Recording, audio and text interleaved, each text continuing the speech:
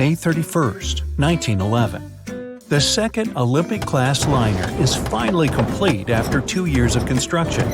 It'll be ready for its first voyage a year later. It's the most luxurious ship in the world. They call it Titanic. You just read the groundbreaking news in the Daily Herald and decide to treat yourself to a trip on this floating gem. You head over to the White Star Line's headquarters in London to buy yourself a ticket. You get the cheapest first-class fare for £30. That would be over $4,500 today. Wednesday, April 10th, 1912. The day is finally here. You must be in Southampton at 9:30 a.m. The third-class passengers board the ship first. Then the second and first classes follow an hour before the vessel sets sail. Stewards on board welcome everyone and show them to their cabins. Now it's your turn. The majestic ship in front of you is bigger than you imagined. As you board the Titanic, Captain Edward Smith himself greets you. Your trip will begin shortly. By the time the liner stops at Cherbourg in Queenstown, over 2,200 passengers and crew will be on board, embarking on their transatlantic trip. The Titanic is ready to sail, and you hear the horns from the deck as you wave goodbye to the people below. But just a few minutes later, you hear panic rising on the deck. You run up to the railings to see what's going on. It's another ship coming too close. The side of it says SS City of New York. Titanic has barely left the dock, but it looks like there's about to be a collision.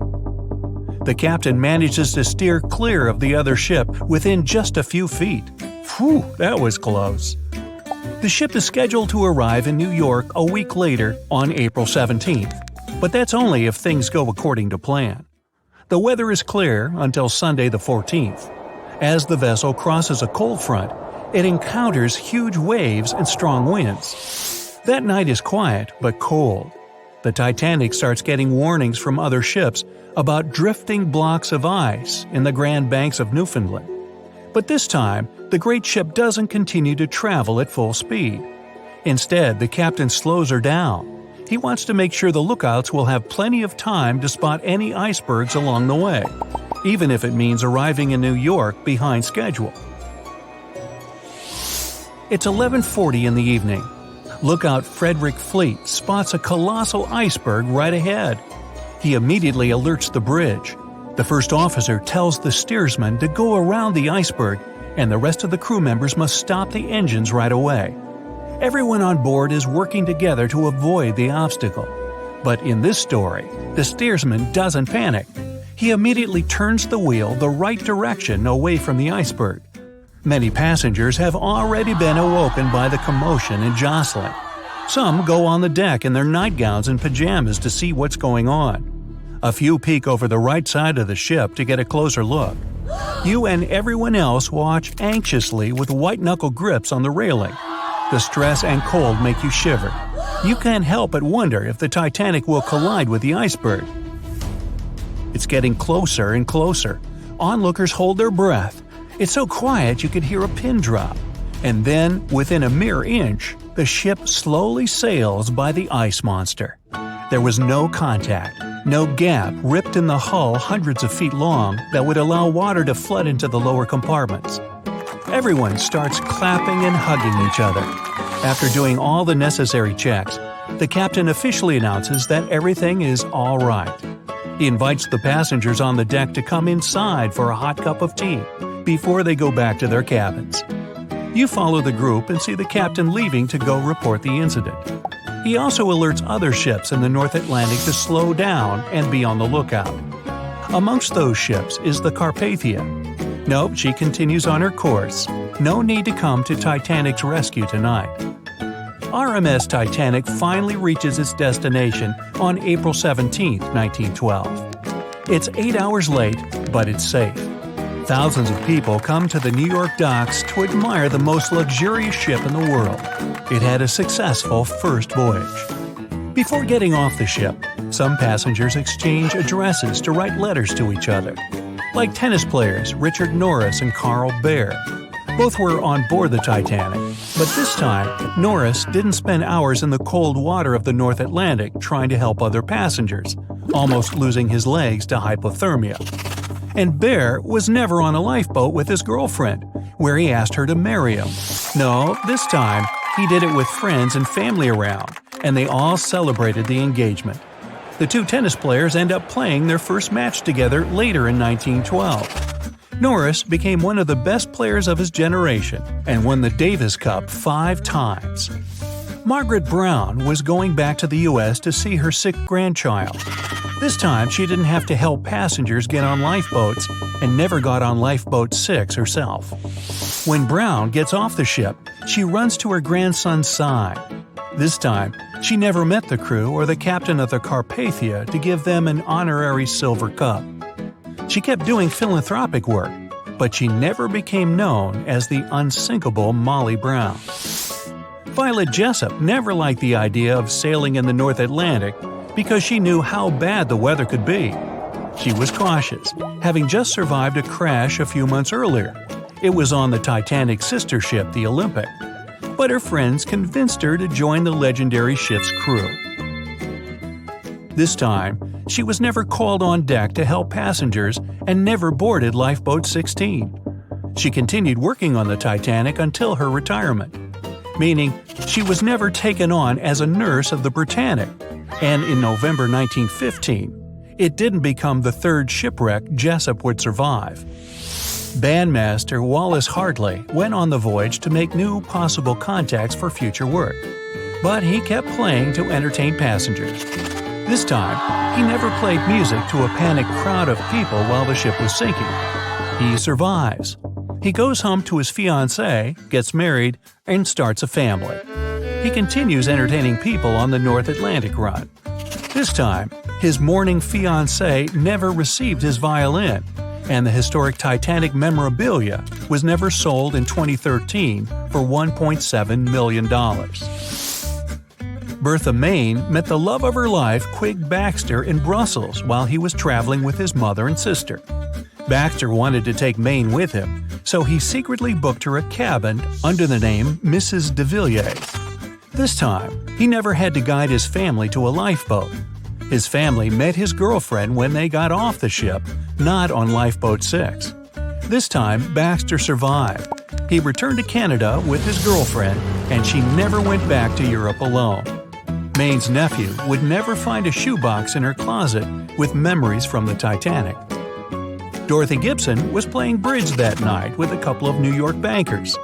When she went back to her stateroom with her mother, she never heard that long, sickening crunch and never got on Lifeboat 7.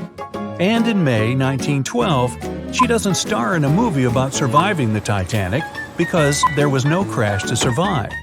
She went on to do great things, and she eventually moved to France with her mom. In this hypothetical story, the Titanic went on to have a successful career. It was the most luxurious ship for many years to come. It did the North Atlantic run countless times, and it successfully delivered passengers and mail where they needed to go. After 25 years in service, the old liner was scrapped. Another large vessel replaced it. It had more room for lifeboats and a large enough deck for people to walk and play. The White Star Line Company would eventually merge with their competitors.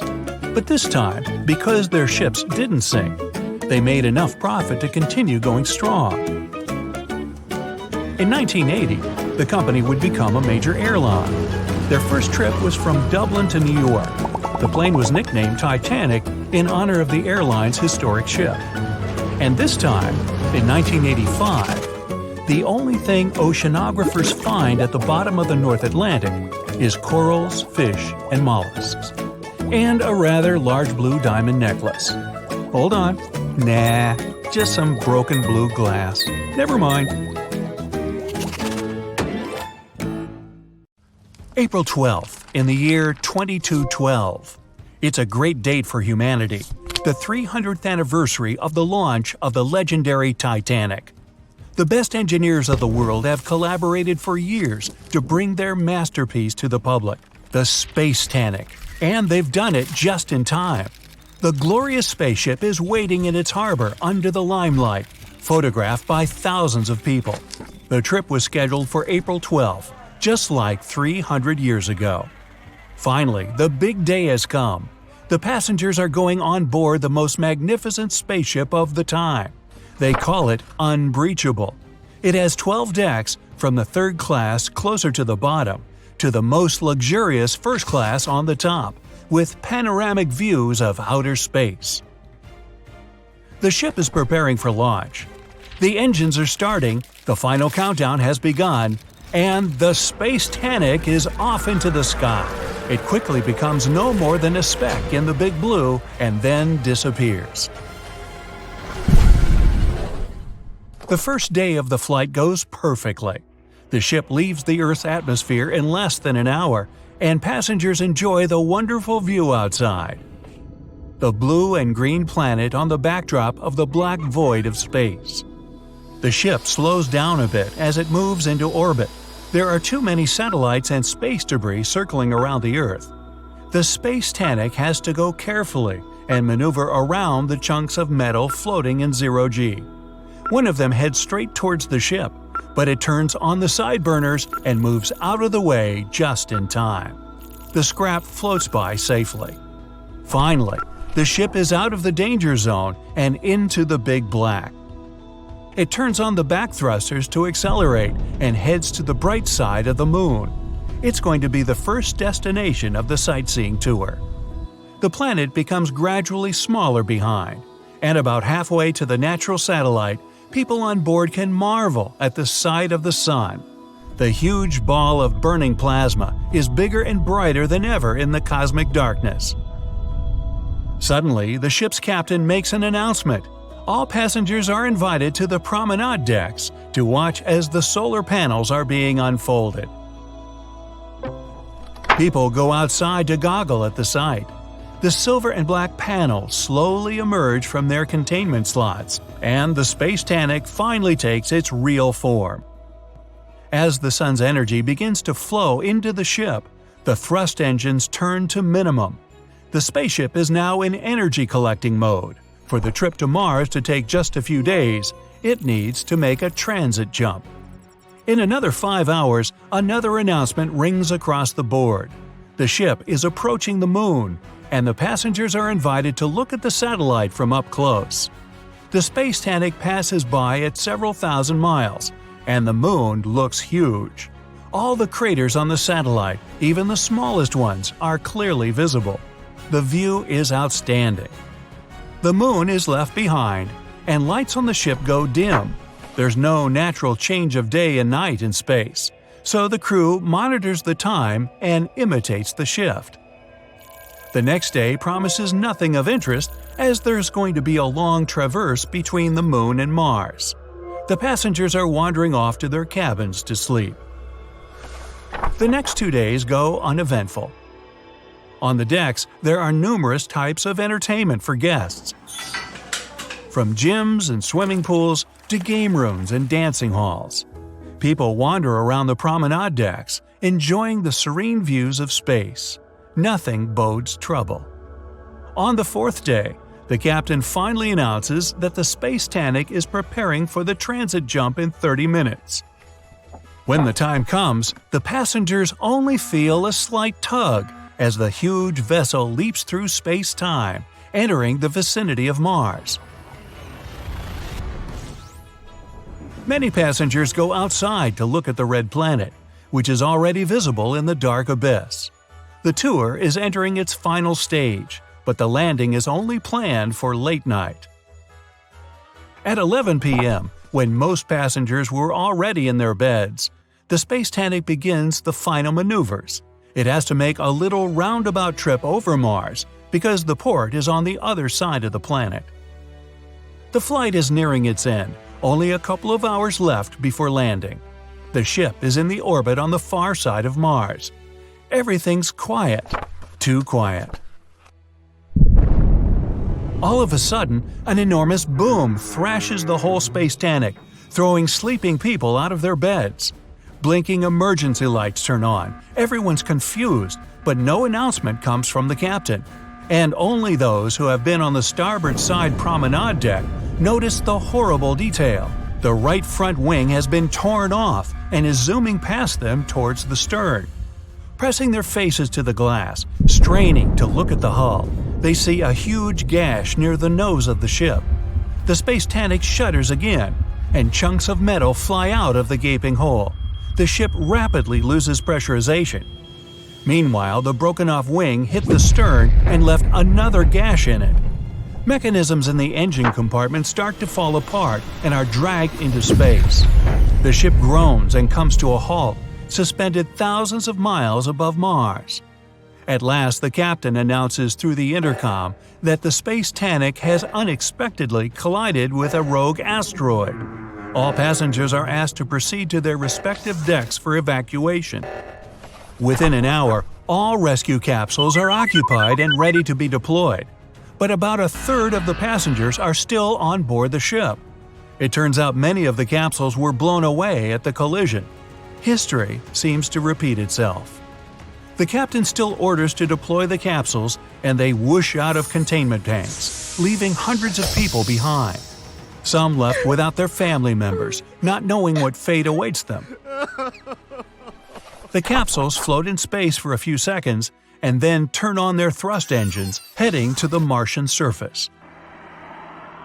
Another order from the captain. Everyone is to go down to their cabins and put on pressurized suits stored under their beds. As the passengers rush to comply, the Spacetanic sends distress signals to Mars and everyone in the vicinity. 100,000 miles away, a large trade ship, Leona, picks up the signal and hurries to help. The creaks and groans on board the Spacetanic become more and more frantic. People are sitting silently in their cabins. It's quiet on board, except for the sounds of the slowly disintegrating ship. And then, suddenly, a loud snap resonates throughout the Spacetanic, and the vessel cracks in two. A gigantic fracture goes from top to bottom, almost perfectly halfway across the decks. Pressurized glass covering the promenade decks shatter into millions of pieces, slowly flying away from the ship. With the decks depressurized, people and things are blown away into outer space.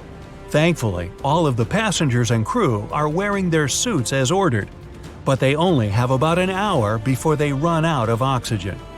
People help each other by floating together and hauling stranded ones to their groups.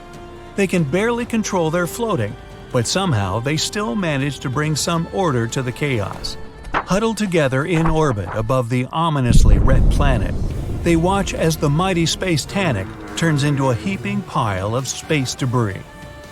45 minutes have passed. The oxygen is running low, and people try to breathe as slowly and carefully as they can. There's still no help in sight, and they're preparing for the worst. But then, one of them starts waving and pointing somewhere. It's a bright spot, hardly different from the stars in far space, but it's getting closer by the second.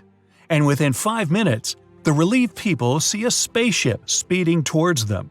The Leonas arrive just in time to save the day. Quickly, but without hurry, Leona's crew gather everyone floating in space around the remains of the Spacetanic and haul them on board their ship.